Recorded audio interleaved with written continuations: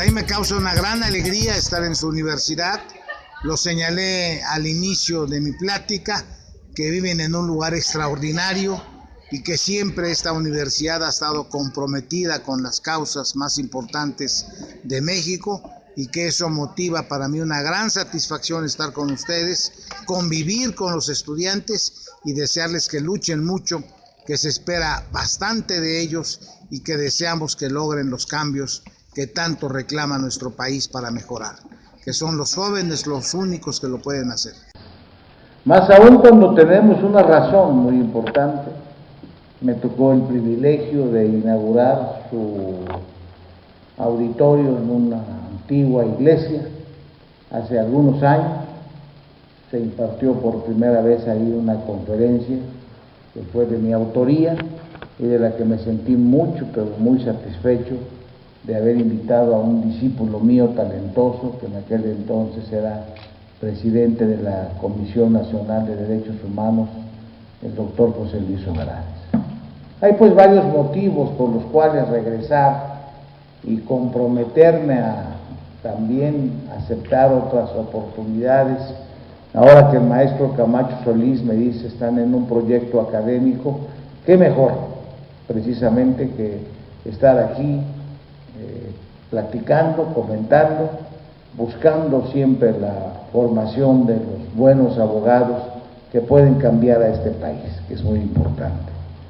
Gracias a mis colegas, sin duda, que amablemente me acompañan también, el maestro Lucas Reyes de Derecho Penal, a nuestro secretario, el maestro Raúl Vázquez, muchas gracias porque me han hecho el honor de permanecer. Y no se diga a los muchachos que me invitaron. Debo decirles que cuando me contactaban, me decían, oiga, pues andamos sin dinero. Digo, bueno, la pobreza es un signo del abogado decente. Solo los abogados pillos tienen mucho dinero. En esa dimensión será un placer buscar el respaldo de la Facultad de Derecho, de la hermana mayor, pues por razones de tiempo, y es así como ese esfuerzo de Alán Velasco, de sus compañeros que también me han tratado en sus propios automóviles, a Mauri, Julio César, que son muy amables en conducirme con gran alegría a lugares turísticos, porque venir a Chiapas y no realizar turismo es un error. Hay que venir también con tiempo de poder gozar de esto que es maravilloso. Gracias a todos, porque a mi familia y a mí nos han dado la oportunidad de regresar y nos llevamos la seguridad de que estaremos con más frecuencia aquí con ustedes. El tema que hoy nos convoca es un tema apasionante, así, que verdaderamente nos debe de interesar a todos. Desde la denominación, desde el título, nótese, derecho penal del enemigo.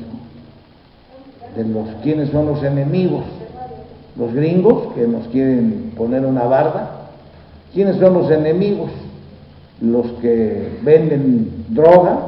¿Quiénes son los enemigos para calificar de esta manera el derecho penal? Cuando hay un principio que el derecho es igual para todos. Luego entonces, ¿por qué la denominación? Pues fíjense que cuando me pidieron ese título, creo que fue una buena oportunidad de comentarles que hicimos un libro que publicó Editorial Porrúa hace algunos años con Günther Jacobs, un maestro muy destacado, alemán, muy combatido, descalificado por muchos, pero que tal vez eso es lo que hace grande al hombre.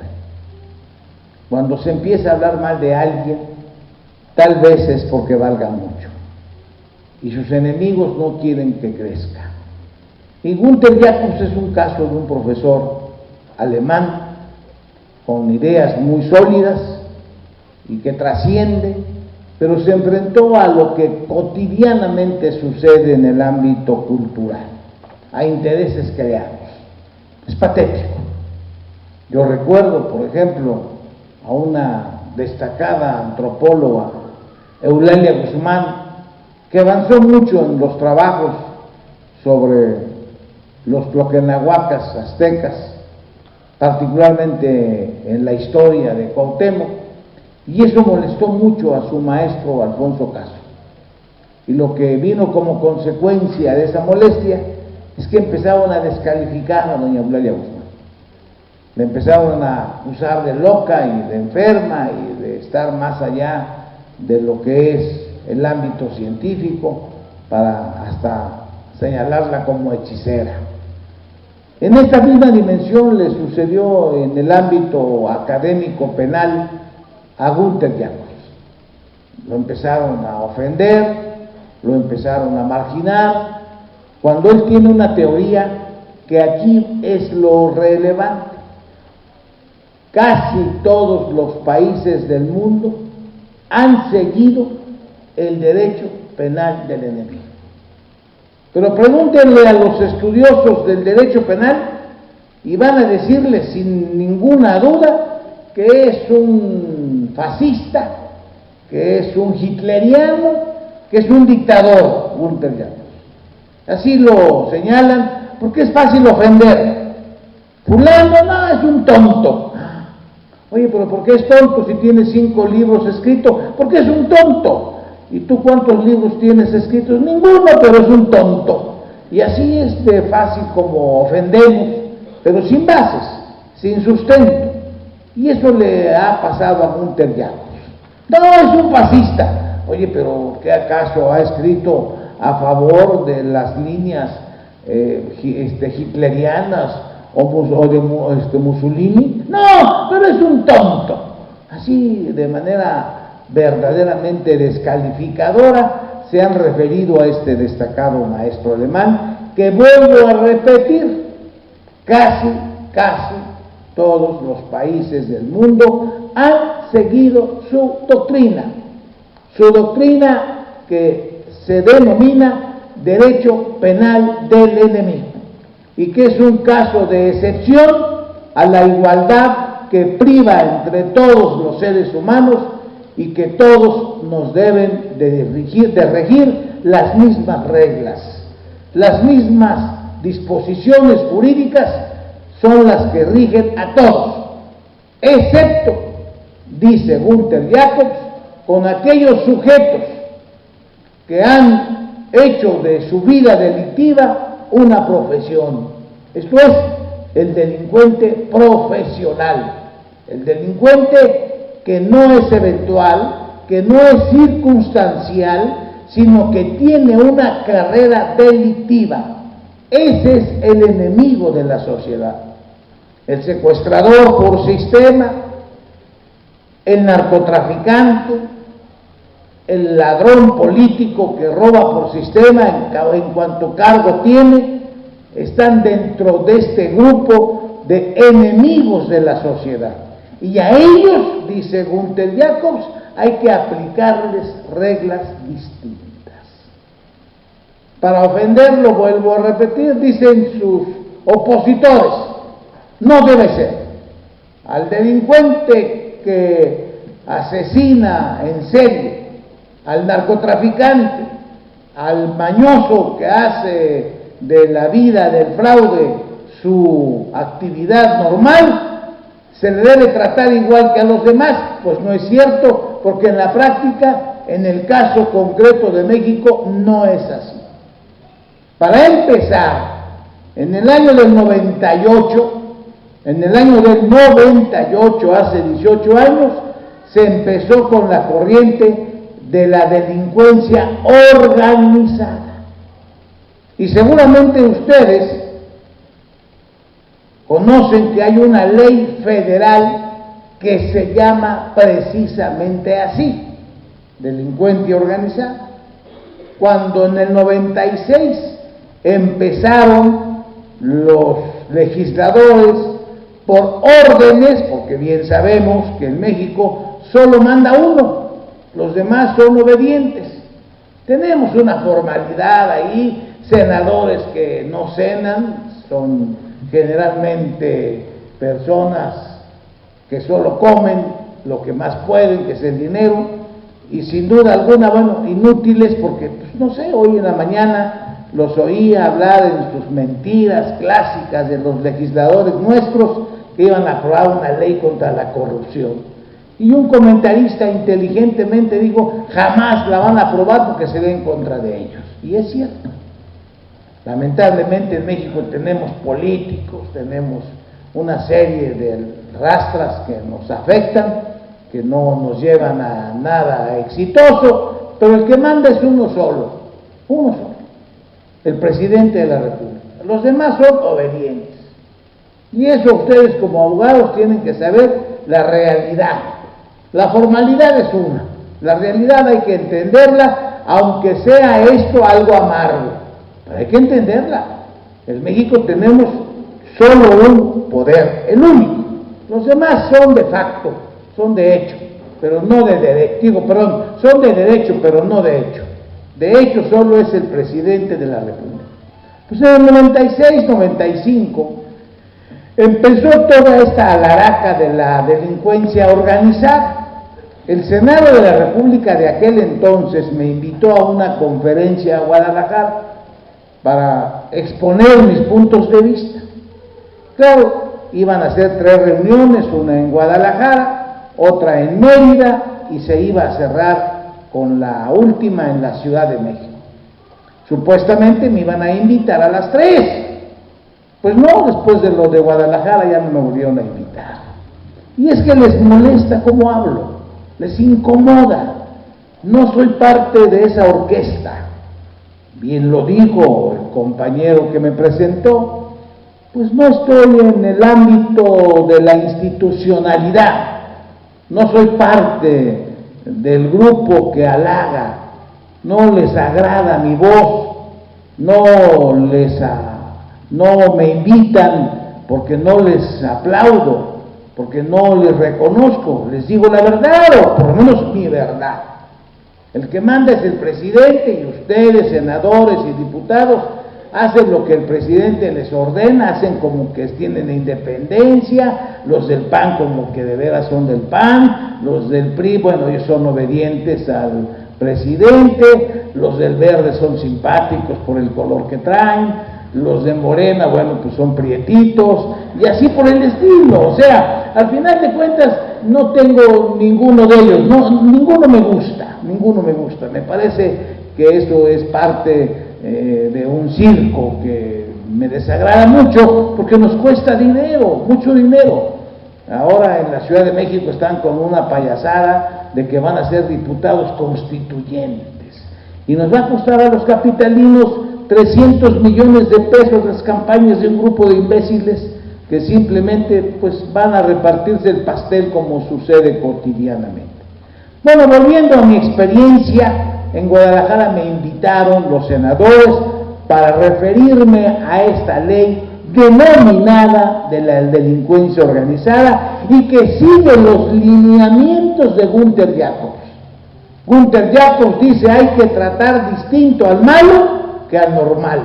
El normal es aquel que hoy en un momento de celos va y golpea a su rival de amores o comete un homicidio de molestia contra su enemigo, o el que atropella a alguien, o el que roba porque se le da la oportunidad de hacerlo, pero no hay cotidianidad de su conducta, no hay sistematización en su hecho.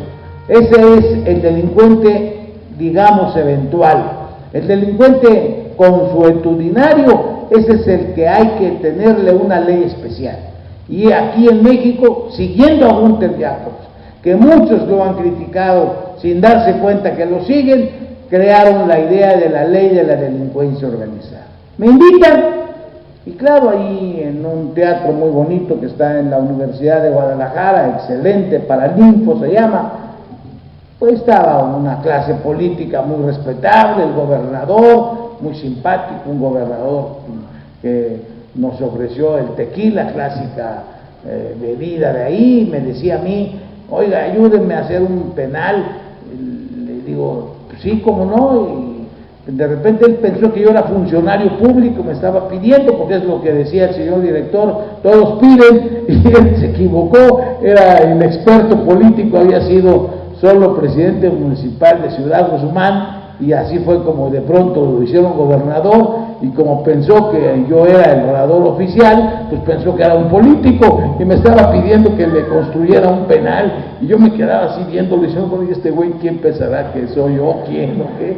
Ya después me dio cuenta que era un académico, y que él estaba equivocando su petición, porque me decía, oiga, mire usted, aquí tenemos muchos presos, y a ver si usted nos ayuda a construir, yo lo voy a llevar, le pongo el terreno. Yo dije, les ayudo a construir, pues que me vio cara de albañil, lo que pasaría.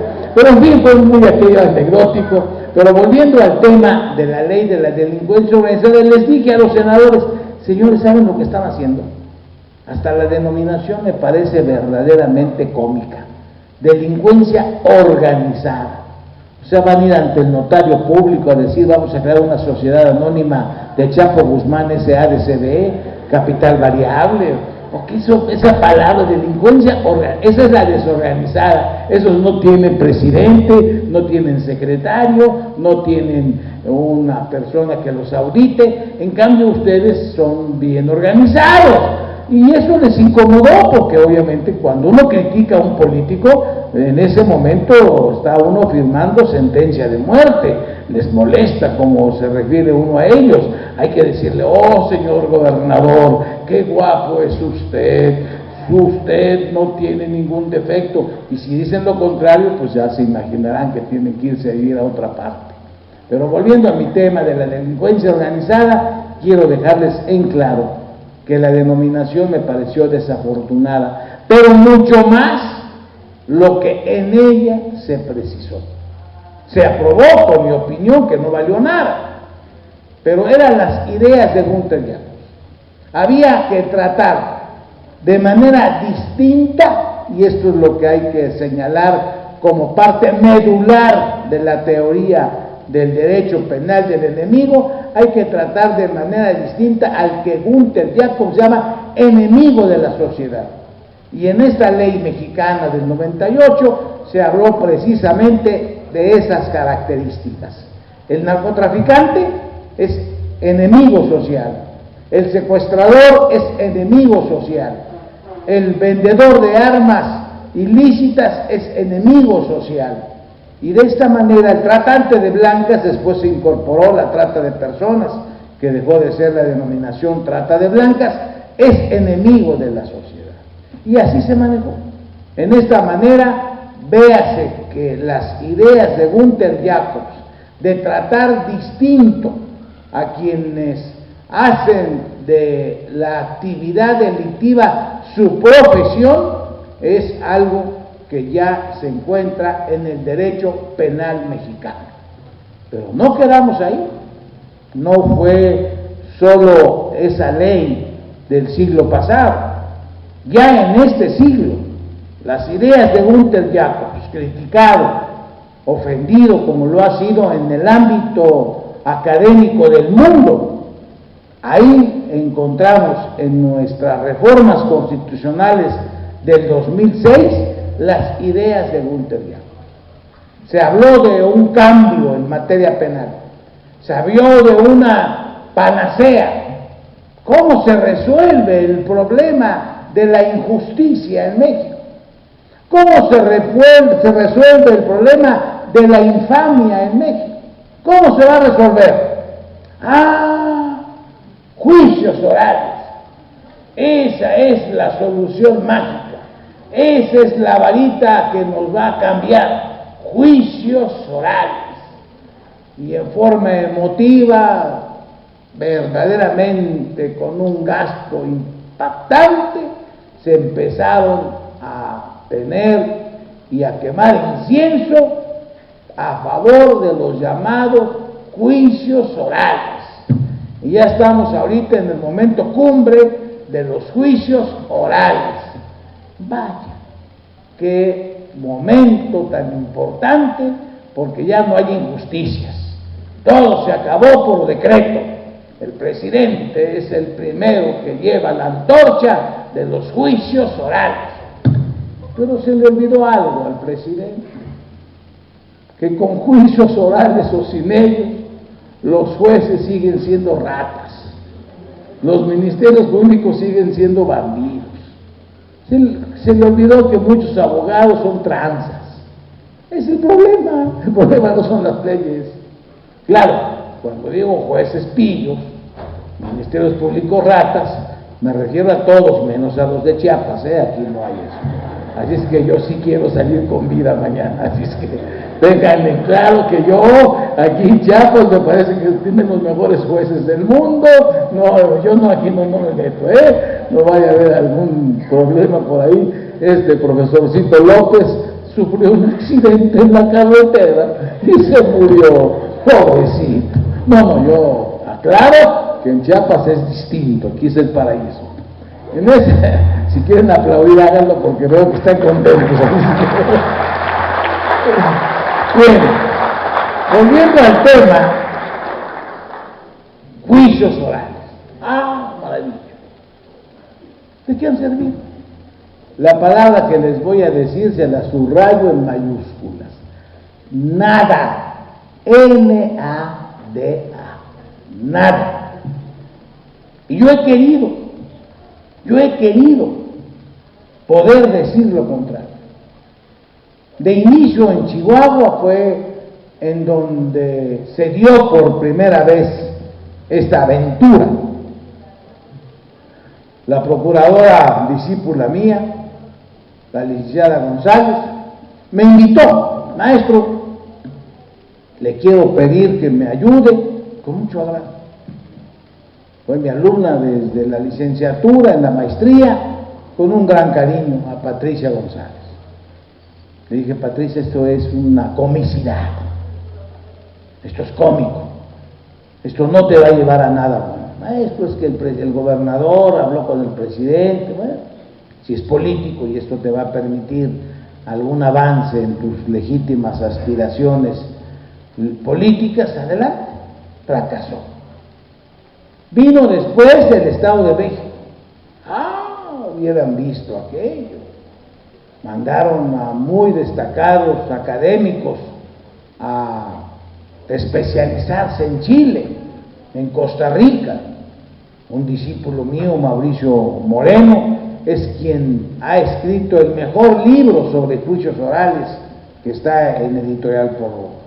Maestro, queremos que usted nos haga favor de ver. Usted es muy crítico, usted es duro. Vean, me llevaron a Barrientos. ¿Qué edificio? Alfombra. Bueno, parecía que estaba en New Jersey o en Oklahoma. Aquello maravilloso.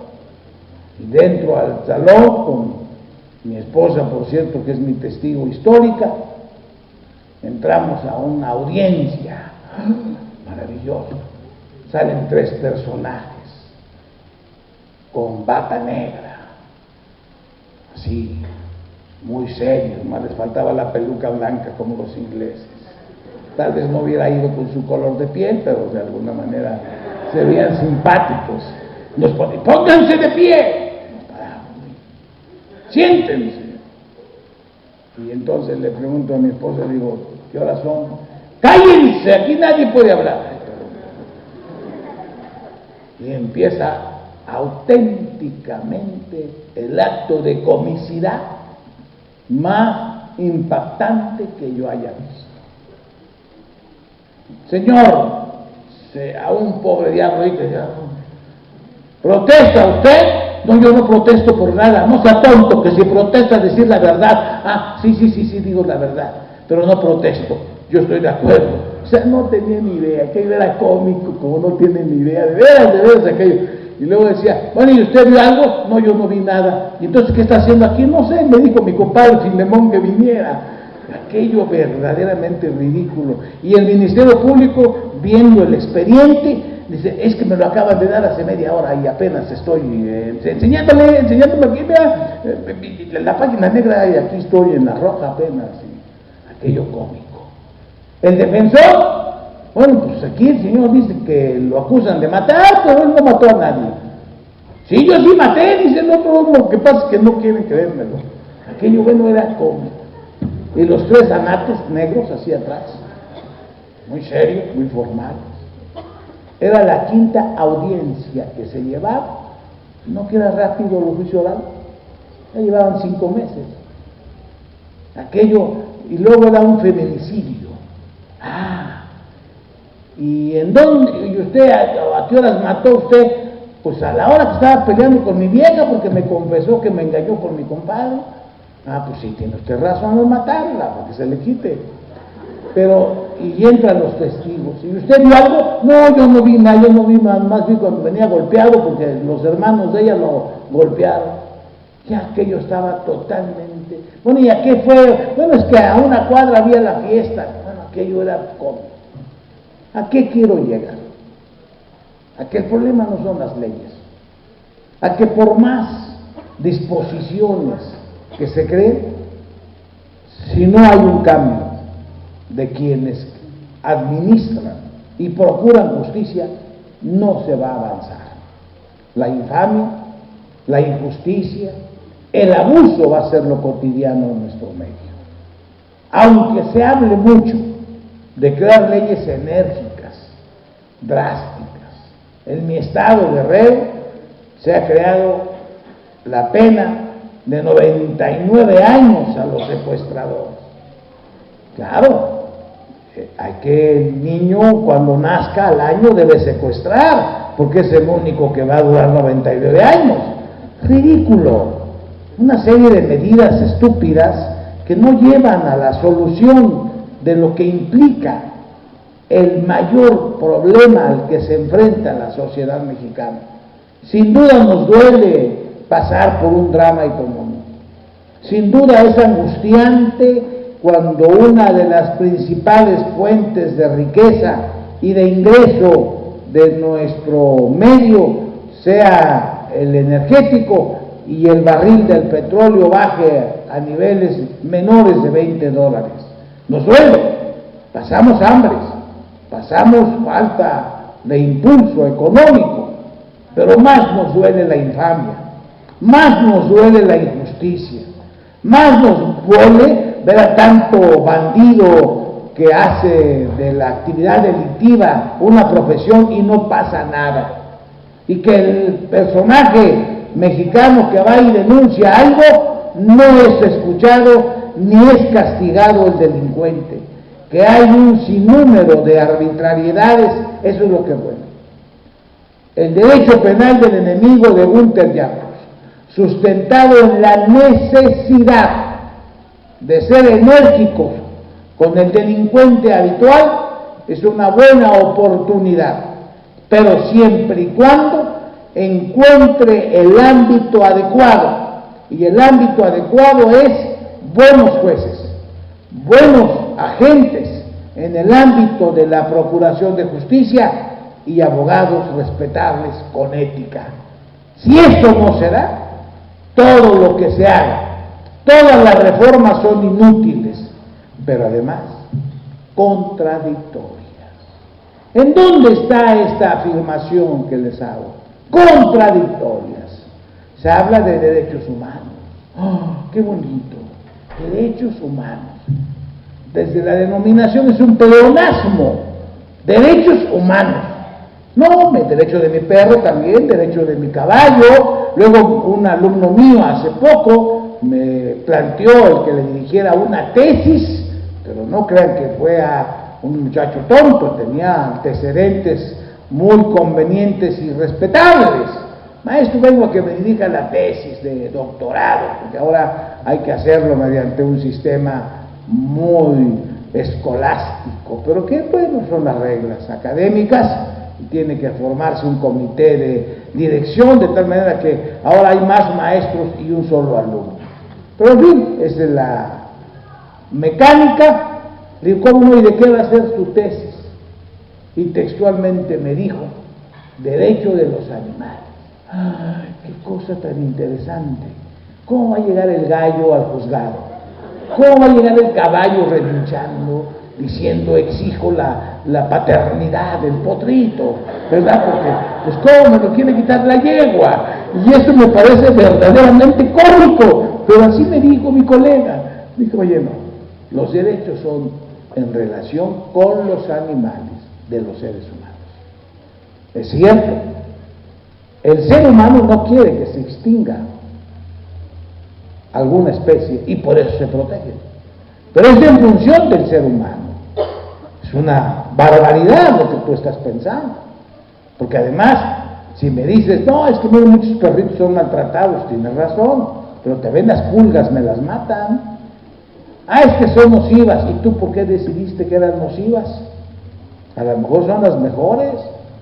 Se dice que las cucarachas son las que van a vivir después de la hecatombe, pues son las más fuertes. O sea, son puntos de vista. ¿De quién? Del ser humano.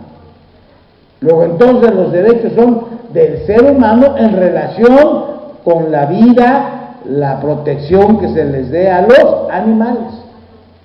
Por eso les digo, mi opinión es que la denominación de derechos humanos son situaciones muy especiales gramaticalmente hablando, como un pleonasmo, una repetición innecesaria, como Estado de Derecho. Los políticos les encanta, es para preservar el Estado de Derecho.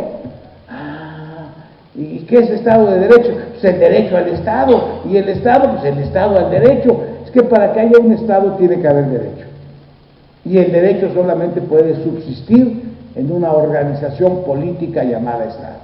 Pero en fin, son aspectos semánticos, no tienen importancia, pero sí hay que pensar. Esto es lo que yo quiero dejarles también como una aportación, que no acepten todo sin tomar en cuenta si es correcto o no es correcto. Volviendo a las reformas del 2006 y que ya en unos días más ya tienen que ser absolutas y que se habla de derechos humanos, hay una figura bestialmente criminal, el arraigo. ¿Cómo? Sí. Bueno, no, que la idea es que a nadie se le meta a la cárcel sin probar su responsabilidad penal. Sí, pero hay excepciones. Ah, vaya, hay excepciones. Sí, el arraigo. Ah, el arraigo. Oiga, pero el arraigo no será para que yo no me salga de San Cristóbal de las Casas. No, el arraigo es en una cárcel. ¿Y por cuántos días? Por 30, 45 días. Ah, mira nada más. ¿Y eso? Bueno, pues es que a lo mejor tú fuiste el que mataste y ahí te arraigo para ver si te consigo las pruebas en contra. Y si no, pues te suelto. ¿En qué mundo de derecho vivimos entonces? Y esa figura es una figura que va de la mano precisamente con el derecho penal del enemigo, en donde de antemano se detiene a una persona por la simple sospecha. Y volvemos al tema como hay contradicciones.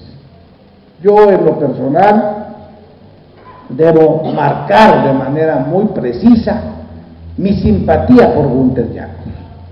Quiero sin duda señalar e insistir que es mi coautor, que somos coautores, que lo he traído a México y hasta comenté con el director la conveniencia y posibilidad académicamente de traerlo a San Cristóbal de las Casas. Varias veces lo he llevado a otras universidades, a Puebla, a Morelos, a Guerrero, y Günther Jacobs es un viajero permanente, un agente de talento que sin duda ha dejado una huella importante en el ámbito punitivo del mundo. Y quiero aquí resaltar que sus ideas centrales son tres. Primero, a quien hace daño a la sociedad hay que tratarlo de manera distinta y hasta merece la denominación de enemigo de la sociedad. Segundo, la sanción que debe aplicarse a ese denominado enemigo de la sociedad debe ser mucho más drástica, mucho más ejemplar. Y tercer principio, que los derechos que le caracterizan intrínsecamente a su naturaleza humana se le disminuyen sensiblemente. Ahí sí está presente la detención preventiva, algo que ya debe haberse abolido en México, pero que aquí nótese, y es lo que para mí también es importante en esta reunión con ustedes, hacer notar que aunque es descalificado Günther Jacobs, particularmente en México, sus ideas, sus puntos de vista han tenido aceptación total. No solo desde el 96-98 con la ley de la delincuencia organizada, sino con todas las reformas que han venido, donde sin duda se aceptan limitantes a los derechos. El más importante de ellos es el arraigo, pero también la interferencia de las comunicaciones, la investigación bancaria y una serie de medidas que se hacen contra los delincuentes, que particularmente lo enfocan hacia el ámbito del narcotráfico. Cuando aquí quiero aprovechar la oportunidad, se ha hablado mucho, pero se ha mentido al pueblo de México, y eso pienso que es una infamia y que nosotros los abogados tenemos que denunciarlo. Se está mintiendo. Se habla de una iniciativa presidencial de aumentar solo en el ámbito de la cannabis, de la marihuana, el número de gramos que puede traer consigo un adicto. Pero ¿dónde la compra el adicto? ¿Dónde se produce? Nos están dando a tole con el dedo, es la expresión correcta. ¿Dónde puedo ir a comprarla? La reforma es insulsa, es más falsa que una moneda de 3 pesos. Me puedo traer 28 gramos y hasta 1 kilo de marihuana, pero ¿la puedo sembrar? No, no la puedo sembrar, porque es delito. ¿Y la puedo ir a comprar a alguna farmacia de Simi? No. ¿A Sambors? No. ¿Dónde la compro? En Tepito. ¿Dónde la compro? En lo oscurito. Oiga, por ahí me pueden matar, ese es tu problema. Vean entonces cómo la falsedad, cómo a los mexicanos siempre nos toman el pelo y nos consideran tontos. El presidente es un gran estadista, véanlo, miren lo chaparrito que tiene, pero lo grande que es. Vean ustedes su estatura universal, aumentó de 5 gramos a 28 gramos. Ay, qué maravilla. ¿Y dónde la compro, Peñita? Ese es tu problema. ¿Y quién la va a sembrar, Peñita? Pues el ejército, los cuates aquí, los militares, que vamos a hacer la lana. Vaya, lo que siempre han hecho. Esa reforma sobre drogas es una gran mentira, pero eso la aprovecho porque le prometí al maestro Camacho Solís un libro mío que vamos a traerles a ustedes porque vienen unos datos importantes en este tema. Bueno, ya les he hablado de lo que es el derecho penal del enemigo, que les quede claro. Es criticado Günther Jacobs, es menospreciado como tal, pero su doctrina de tratar distinto a quien hace daño sistemático a la sociedad es una doctrina que en la práctica se sigue en muchos, casi todos los países, y digo casi porque no me consta que en la totalidad, pero los que yo conozco, ahí se siguen las doctrinas de Günther Jacobs, y en México particularmente se muestran fehacientemente desde el año del 96-98 hasta las últimas reformas que habrán de concluir su éxito o su fracaso en un par de meses más. Quiero pues de alguna manera insistir en mi agradecimiento muy profundo a quienes han hecho este empeño. Venir con estos jóvenes me parece un privilegio. Sigan así, Alan. Sigan trabajando, porque esto es lo que es verdaderamente trascendental. Invitar, desear la superación de ustedes. Por eso cuando me buscaron, me encontraron, porque estar con ustedes, jóvenes, es un acto en verdad de elemental reciprocidad para quienes les debemos mucho, que son a nuestros alumnos. Enhorabuena, Alan, debes continuar con ese trabajo, con tus compañeros, y qué bueno que han visto que no has realizado un trabajo al margen del resultado final que es este. Las autoridades escolares te van a apoyar, van a darte todo el apoyo para que continúes con ello, porque su presencia ahora nos están apadrinando. El maestro Camacho Solís, sin duda, hará un gran esfuerzo permanente para impulsar el trabajo de ustedes y ver que son una fuerza muy importante, porque la unidad es lo más importante. Cuando trabajan de la mano estudiantes y autoridades, en ese momento los resultados son absolutos. Siempre marginar egoísmos, siempre marginar actitudes que sean contrarias al interés común. Abandonar las posturas personales y darle entrada precisamente a lo que es útil para todos. El maestro Camacho Solís, un destacado laborista, hablé con él, platicamos de amigos comunes, de quien ahora tendré el privilegio, voy a invitarlo inclusive el que me sucede en el cargo, que es el maestro Larios, que también fue un discípulo mío muy agradable. Él será el próximo consejero universitario de la Facultad de Derecho en un acto muy democrático, que es el que hay que darle impulso a la democracia en nuestros sistemas educativos. Pero aquí lo importante es que con él he preparado un libro que ya está en prensa, que es Juicios Orales en Materia Laboral, porque eso es lo que se está aplicando en el derecho positivo. Y aquí también con el maestro Camacho platicamos de quien fue mi socio de origen cuando empecé yo a ser litigante, y que fue un gran laborista, Baltasar Cavazos Flores, y no se diga la reciente y por desgracia muerte inesperada de un también gran laborista como fue Néstor Revuelo.